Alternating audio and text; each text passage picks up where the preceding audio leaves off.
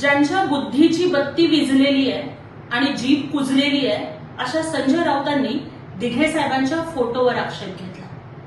पण दिघे साहेब आणि बाळासाहेबांचं नातं हे गुरु शिष्याचं होतं हे त्यांना कसं कळणार? कारण अलीकडे पुराणाशी फारकत घेऊन ते कुराणाचा अभ्यास जास्त करू लागले, त्यामुळे त्यांना ही गुरु शिष्याची परंपरा कळणारच नाही.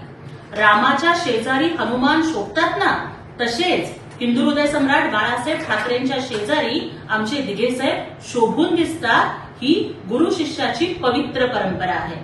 पण संजय राऊत, रावणाच्या शेजारी जशी शूर्पणखा होती ना, तसेच तुम्ही उबाठाच्या शेजारी शोभून दिसता.